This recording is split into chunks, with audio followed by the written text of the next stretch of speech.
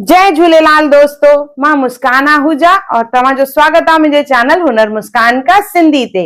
इहो उहो चैनल आहे जंहिं सिंधियत सां रिलेटेड सभु वीडियोस मां अपलोड कंदी आहियां, चाहे उहो सिंधी खाधो हुजे, सिंधी ट्रेडिशन हुजे, सिंधी कल्चर हुजे। हिकु हिकु वीडियो मुंहिंजे चैनल ते अवेलेबल आहे, त तव्हां ज़रूर ॾिसजो और पंहिंजे माइटनि ऐं दोस्तनि ताईं इहो वीडियो ज़रूर पहुचाइजो त हुनर मुस्कान का चैनल ते इहे वीडियोस अवेलेबल आहिनि। अचो त वीडियो शुरू था कयूं पिया। अॼु मां तव्हांखे गोपाष्टमीअ जे बारे में ॿुधाईंदसि। गोपाष्टमी गऊ माता जो ॾींहुं आहे।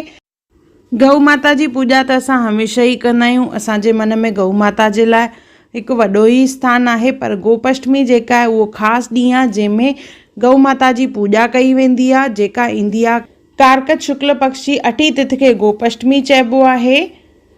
इन 8 तिथि ते श्री कृष्ण भॻवानु गऊ चारण जी पूॼा कई हुई पहिरियों दफ़ो। इन करे इन ॾींहं खे गोप अष्टमी करे चयो वेंदो आहे। इन ॾींहुं श्री कृष्ण भॻवानु गऊअ जी विधि पूर्वक पूॼन कयो ऐं पूॼन जेको आहे हिन रीति आहे।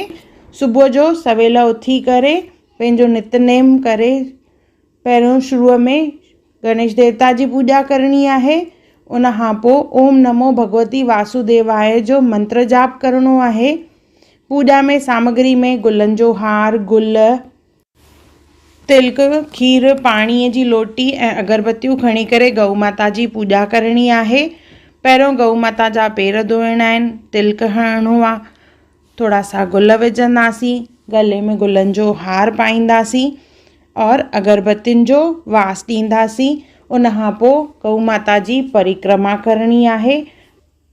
गऊ माता जूं घटि में घटि 3 परिक्रमाऊं करणु खपनि। उन खां पोइ गऊ माता खे भोॼन कराइणो आहे। भोॼन में हूअं ककड़ा ऐं कतल खाराई वेंदी हुई, पर अॼुकल्ह मना कंदा आहिनि त ककड़ा यानी कॉटन सीड्स जेके आहिनि उहे गऊ माता लाइ सुठा न आहिनि। त सभु पंहिंजे इच्छा जे अनुसार गऊ माता खे कहिड़ो बि भोॼन कराए था सघनि पिया।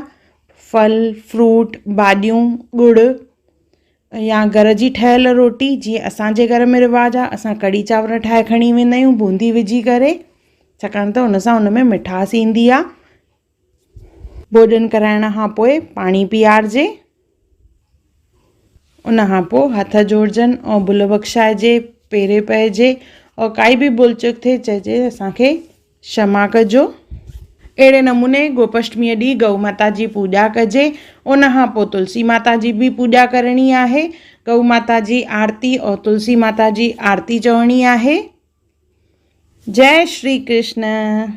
चवंदा आहिनि गोपाष्टमीअ ॾींहुं अगरि असां गऊ माता जी पूॼा कयूं था त घर में सुख, समृद्धि और शांती हमेशह रहंदी आहे।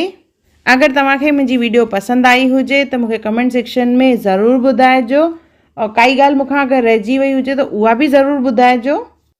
अगर तव्हांखे मुंहिंजी वीडियो पसंदि आई हुजे त उनखे लाइक कजो, शेयर कजो और सब्सक्राइब कजो।